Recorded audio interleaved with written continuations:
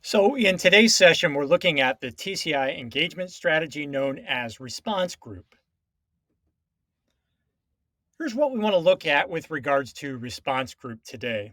We want to look at what are the challenges of holding class discussions, and then how these general guidelines of the TCI response group strategy help us to mitigate some of those challenges. We'll also look at the scored discussion as a variation of the response group strategy. And finally, we'll take a look at some of the sample TCI lessons around the response group strategy. So let's begin with this first question here around the challenges of class discussion. What challenges are inherent in class discussion? So take a few minutes to think about this question. What challenges are inherent in class discussion?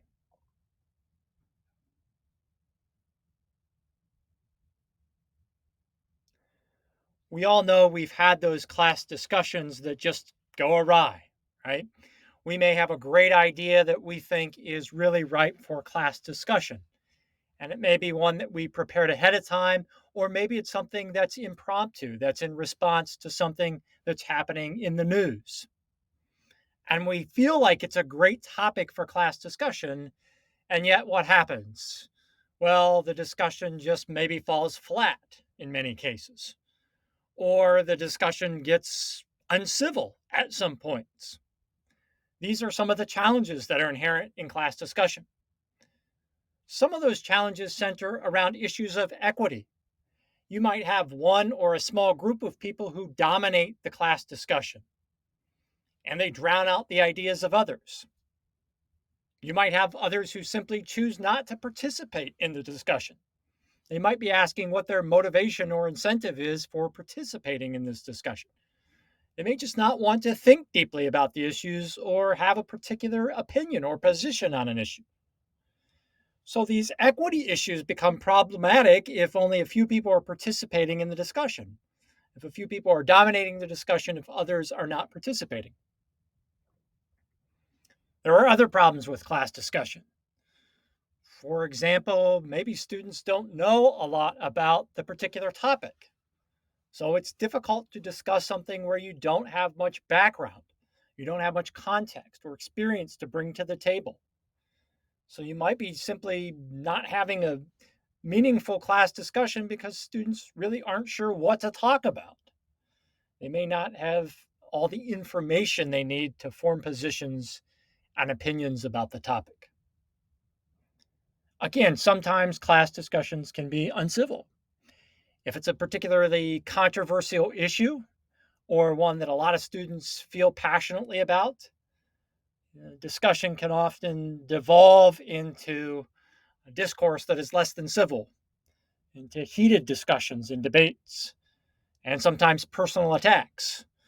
And we've seen those not just in the classroom, but we see those in the real world all the time. And we see them a lot, especially in the social media age, where discussions are anything but civil. So these are just some of the challenges that are inherent in class discussion. Another one might be, how do I hold students accountable for class discussion? Again, what is the incentive for students to participate in this class discussion? Can I grade a class discussion? Can I determine what students know and are able to do from this discussion? So the question then becomes, how do we meet these challenges? And hopefully, this session on TCI response groups will help you see ways to meet some of the challenges inherent in class discussion. The TCI approach includes general guidelines, as with all of the TCI strategies. All six of the TCI engagement strategies are intentionally designed to mitigate problems that happen when we ask students to engage in particular tasks. And response group is no exception.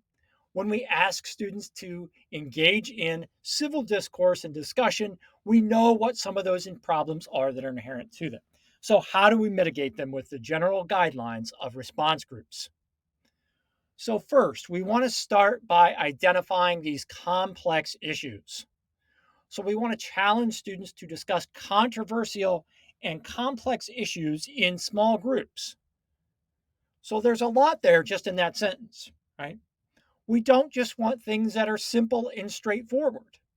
We want some things that invite different perspectives and controversy and things that have complexity to them. They don't just have a simple, correct answer. And notice here that the discussion begins in small groups, another important dimension of this. We'll dig in more to each of these guidelines in just a minute. Going on to number 2, heterogeneous groups. Creating heterogeneous groups and a suitable classroom arrangement.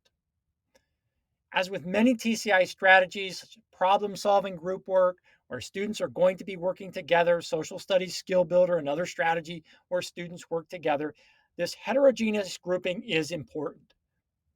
We have to have students in diverse groups with different abilities and skill sets and backgrounds to be able to have these kinds of meaningful discussions where students can work together. Suitable classroom arrangements are always important in TCI strategies. Most of the time in a TCI strategy, that involves some kind of movement of desks and tables and chairs outside of a traditional classroom arrangement. It might be in clusters, it might be in circles, depending on the particular strategy, but that classroom arrangement is important as well. Third, critical thinking questions.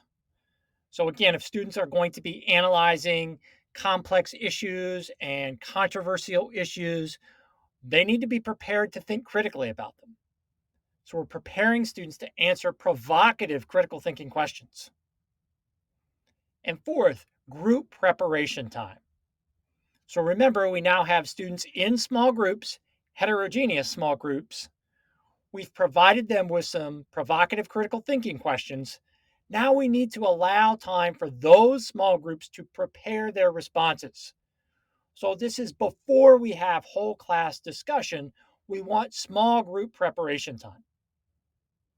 Again, thinking about some of those issues we talked about in equity, right? How do we get all students to participate? We do it first by dividing them into small groups so they can have that discussion with a few peers before engaging in a whole class discussion. And then, of course, step 5 is that lively whole class discussion. So let's dig in a little bit more depth with each of these guidelines. So first, complex issues. We know that working in response groups helps students grapple with the ambiguities of issues in social studies, to recognize the complexity of historical events and discuss the consequences of public policies. So whether you're teaching a class that's primarily driven by history or geography or government, there are many ambiguities, often that students don't see in classes that don't take an issue-centered approach. We want them to understand that issues like causation and effects of historical events are complex, and that public policy is not a matter of cut and dry black and white issues. We want them to see the consequences of this. So again, response group activities are most effective when you challenge students to do the following: discuss controversial issues. And I know this in and of itself is controversial. And there are so many places today in the country where we try to shy away from controversial issues in the classroom. Look, the only way we're going to have discussion and civil discourse as a society on controversial issues is if students learn how to do it in the classroom. And yes, sometimes that might make some people feel uncomfortable. They might be challenged in their ideas and perceptions. There are effective ways for discussing controversial issues that we can get more in depth even just beyond this session, but we can't simply ignore them as if they're not a critical part of social studies education. Indeed, I would argue you don't have social studies education without things like controversial issues. You might have a straightforward history class, but you don't have an effective social studies class without the complexity and controversy and ambiguity. What else do we do in response group? Analyze primary source readings to make discoveries. Solve a historical problem. So you might be putting yourself into a particular historical situation to solve an issue that was present during a particular historical period. Use musical rhythmic intelligence to better understand a historical period. So, music is a great primary source tool to understand what was happening in a particular time period to gain that perspective from music. Understand multiple perspectives on an issue or event. And finally, using visual literacy to make discoveries. So, this is where you can even begin to incorporate the visual discovery strategy into response groups as well. So, secondly, heterogeneous groups. Again, suitable groupings and classroom setup are both important to successful response group activities. You need to spend some time up front creating these mixed ability teams of students and teaching them how to arrange themselves quickly and effectively for group work. Right?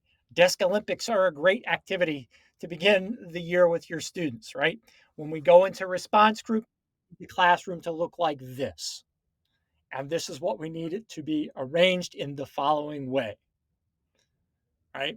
And we have students practice how quickly can they get into these response group settings and structures, or whatever the setting and structure is that we need, and then maybe a new arrangement even for the whole class discussion. So once we have that established, we can follow these general guidelines to prepare for and kick off a response group activity. Carefully form the groups before the activity begins. Make a slide of the seating arrangement, as you see in the image below. Explain the importance of the seating arrangement. Let students know the intentionality behind this. There's a reason for everything we do in a TCI cooperative learning classroom. Have students practice moving into response groups. Wait until all groups are precisely arranged to begin the activity. And again, as students become accustomed with this strategy, they will become better at forming these groups quickly. I know sometimes it is a challenge, especially at the outset in the first few times students have done a particular activity, but continue to build and reinforce these. And as students go through the TCI programs in grades 6 all the way through high school, they'll become more comfortable with these kinds of seating arrangements and getting into these arrangements very quickly. Okay, so now into the meat of what we need to happen. Here are the critical thinking question guidelines, right? Look, we can all remember taking part in a heated discussion over an unusual news event, controversial song lyrics, or a distressing human dilemma. And fostering lively discussion among your students in order to have these good discussions requires two forms of preparation. First, you as the teacher need to give them something exciting to discuss and enough background information to discuss it with intelligence. So, again, thinking about the challenges of class discussion, how are we mitigating some of those challenges? First of all, it's got to be something worth discussing. Now, not every single topic in history, government, geography class is going to be one that lends itself to a response group, right? So hopefully the TCI lessons that you have are already ones that provide you with something exciting to discuss, or you can create your own. The power of this and the reason we go through these strategies in the step-by-step way is not just so that you can use the provided TCI lessons, but so that you can make adaptations to them, or you can design your own response groups from scratch. And again, the other part of this step is providing that background information so that students can discuss it with intelligence. Then you need to pose subjective questions that create the intellectual tension, invite controversy, and require students to analyze, synthesize, compare, discover, and hypothesize. That's what we mean by critical thinking questions. If you try to have response group discussions on things that have really no relevance or create no intellectual tension or simply require straightforward answers, you're not likely to have an effective response group class discussion. Okay, so how do we do that then? First, how do we provide background information? There is the tried and true strategy of mini lecture. There's nothing wrong with some direct instruction lecturing in a class. You just want to be mindful of how long you're taking to do that and just providing with students with the essential background information that they need. Provide students with appropriate readings. Again, the TCI textbook, you're going to have the readings that you need, either as a separate handout or in the TCI textbook chapter. Use compelling images to create understanding. So, again, incorporating that visual discovery strategy into response group, where students look at a photograph, an image, a political cartoon, and they go through a series of spiral questions from basic to complex. You can use that to build background information on a topic. You can also allow students to discover information on their own. So they may go outside of your mini lecture or the TCI textbook or handout readings or the images that you provide, and they may discover information on their own. All of this depends to a large degree on how much time you really have to implement the response group strategy and how much time you need to spend building background information on this particular topic. Those are professional judgments that you have to make. So, the second part of this, how to provide provocative critical thinking questions. You can start with a single direct question. You can ask a series of related questions to that single direct question. You can ask students to quantify their answer on a spectrum. And we'll see a sample activity in TCI where students have to quantify their answer on a spectrum, meaning from one side to another. You can do it as a physical spectrum, but students actually have to put their response someplace on this spectrum.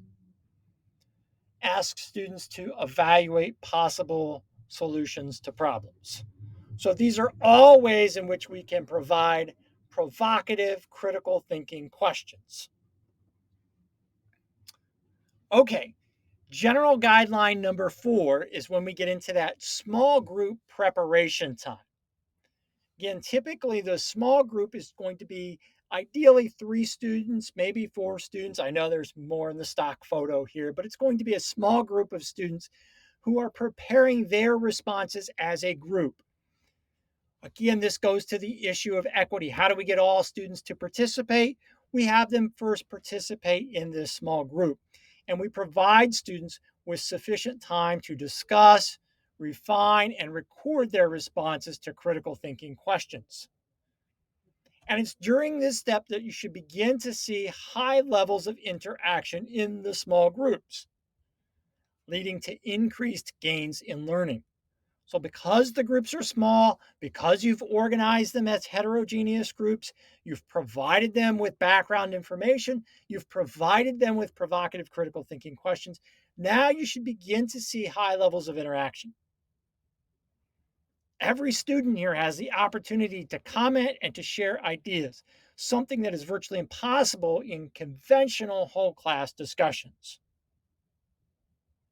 Follow these guidelines to inspire animated, purposeful small group discussions. You can assign and rotate the role of presenter.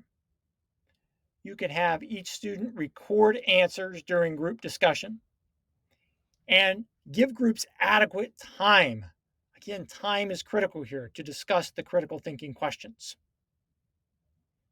Small group discussion gives students the opportunity to develop their ideas in a supportive environment before sharing them with the entire class. So remember, we don't want a few students dominating the discussion because maybe they're the students who are the quickest thinkers, right? They think quickly on their feet. And so they're dominating the discussion. And while someone else is still processing their ideas, you may have moved on to another point in the discussion. And that's very often why some students dominate and others aren't able to participate. But by providing this extra time in this small group environment, every student gets to flesh out their ideas and hear the ideas of others in a small group so that when it comes time for the larger group presentation, their ideas are already at the forefront of their mind. They don't have to reach deep and think about them. They're right there at the forefront of their mind. So that is a critical element in this group preparation time. Okay, so finally, then, the last step and the last guideline that we have to utilize here is how to hold a lively class discussion. That is, after all, the end game, right? So, to begin this class discussion, we're probably going to ask presenters from 2 or 3 groups to share their answers. This will likely offer the class a range of views on the question, and you can foster intellectual debate if, rather than allowing presenters to simply give prepared responses, you try one of these approaches. Ask whether any presenters have ideas that are dramatically different from those already stated. Allow 2 presenters with very different opinions to argue their points. Ask a presenter who has not yet spoken to consider the ideas already mentioned and explain which point he or she most agrees or disagrees with. If the discussion brings forth only one point of view, promote deeper discussion by acting incredulous and arguing the unheard perspective. Right? This is often known as the devil's advocate approach. And this can happen very often in a class where it maybe is a political issue where a large majority of the students tend to see the issue the same because of their background, because of their political leanings, because of their age. They may see a particular issue in a similar light. But you, as the facilitator, have to sort of step back and say, I want to bring in another perspective here. And so you can step in and argue the unheard perspective or challenge students to do the same. Finally, challenge students to support their ideas with examples and facts. Again, all of these are ways in which you, as the classroom teacher, facilitate this lively discussion. So, yes, in their small group, students are going to come up with thoughts and ideas and responses to those initial provocative questions. But now that we're in this large group, we don't simply want students repeating back their pat answers that they've prepared. We still want to work with helping students think on their feet as they go. So this is the way, these are the ways in which you as the teacher facilitate that discussion to ensure that students are still thinking on their feet and having an actual discussion rather than just reading some presentation notes, right? And rather than just simply opening up the floor for a free-for-all discussion. You utilize these approaches to get different ideas out there and to get students to continually think through the discussion, and they can build on what they learned in their small group discussion. To add a gracious note to controversial debates, you might suggest that presenters use phrases such as, name of previous speaker, my group respectfully agrees/disagrees with your group because. And there's a whole series of phrases. This is just one example you can use. You can use other examples like, may I throw this on the table? Or I can see your perspective, but here's another way to look at it. These are all phrases that promote that civil discourse. Because in the end, remember, response group is not about debate or winning an argument. It is really fundamentally about holding civil discourse on issues. One of the great variations of response group strategies that I've used in my own classroom is the scored discussion variation. A scored discussion is one in which students receive points for displaying good command of a skill or appropriate group behavior and lose points for inadequate skills or inappropriate behavior. This is an alternative form of assessment and is really relatively easy to execute. So if you remember back to when I indicated some of those challenges, one of which is how do you hold students accountable for discussion? Is this something that you can grade and score and award points for?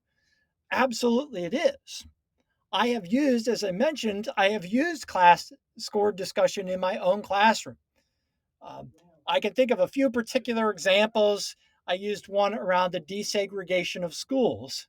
In fact, I just went recently, was looking and found a file that I had on this particular scored discussion and the questions and the readings that went along with it. Um, I used a scored discussion to discuss the Enlightenment. What were some of the key ideas of the Enlightenment when I was teaching world history? And we had some rich discussion around these five key ideas of the Enlightenment. So, how do you set this up? Well, you use criteria for discussion. These are just some examples of where you can award plus and minus points. Uh, a lot of this goes back to those practices of the civil discourse.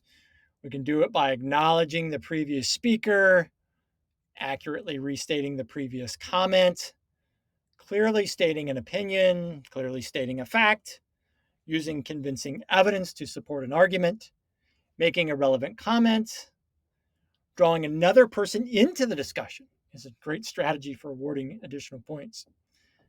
Recognizing the contradictions, recognizing irrelevant comments, using analogies to support an argument, asking probing questions to further the discussion, disagreeing, but in a disagreeable, or rather in an agreeable way, pointing out the details in an image to support an opinion, calling on the next presenter by name before sitting down. These are all ways to have civil discourse. And it might seem a little artificial at first, and students may not practice all of these things at first, but as you hold more class discussions and as you use the response group and score discussion, students will become better at uh, following some of these criteria. And you provide these criteria to students in advance so they know this is how you're going to be awarded points in this class discussion. And again, you can take away points for things like interruption, not paying attention, monopolizing the discussion, making personal attacks or put downs. So, again, back to this idea of civil discourse and making sure that class discussions don't become uncivil, disagreeing in a disagreeable way, deviating from the topic of discussion.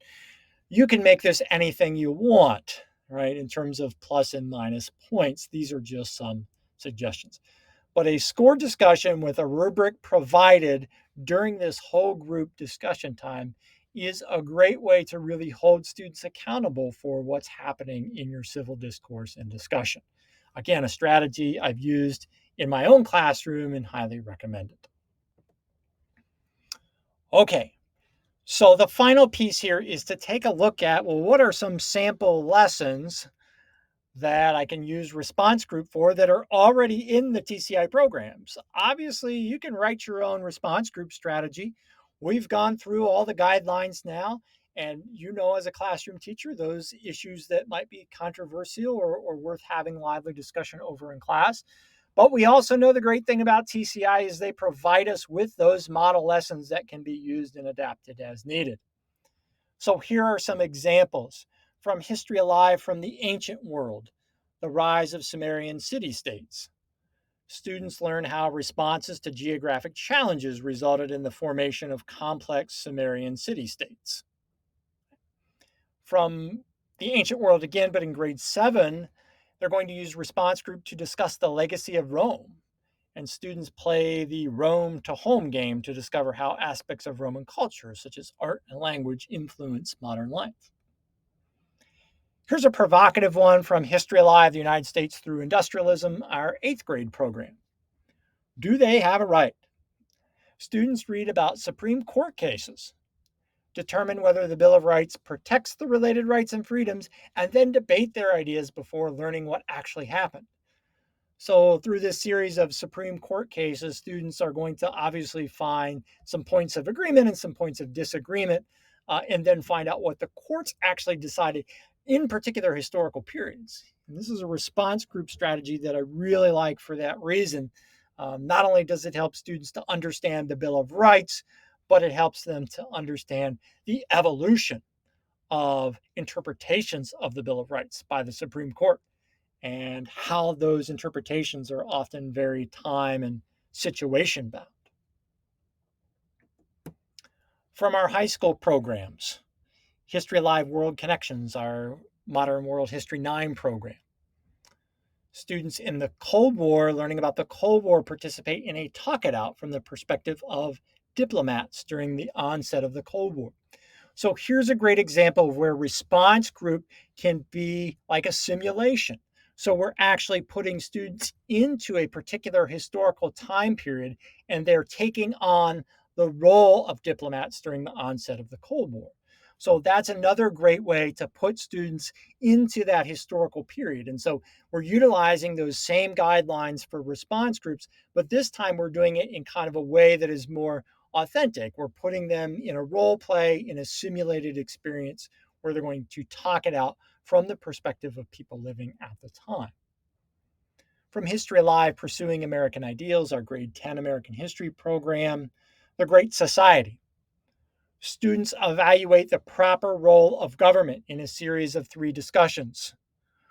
So again, thinking about controversy, now we have a whole discussion that still lives with us today about what the appropriate role of government is.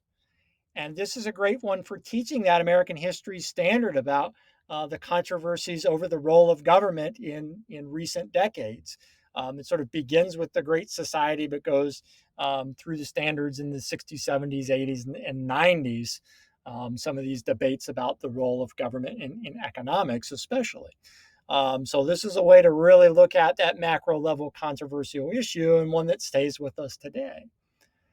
As is this final example of Government Alive. So from this Government Alive lesson, we're going to look at federalism.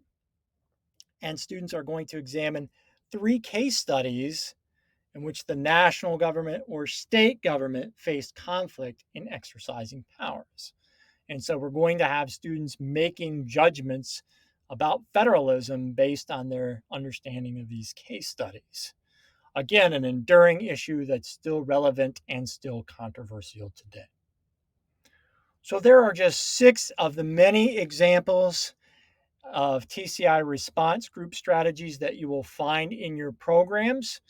And in your program, as with every strategy, the strategy will be named and labeled in that teacher preparation section.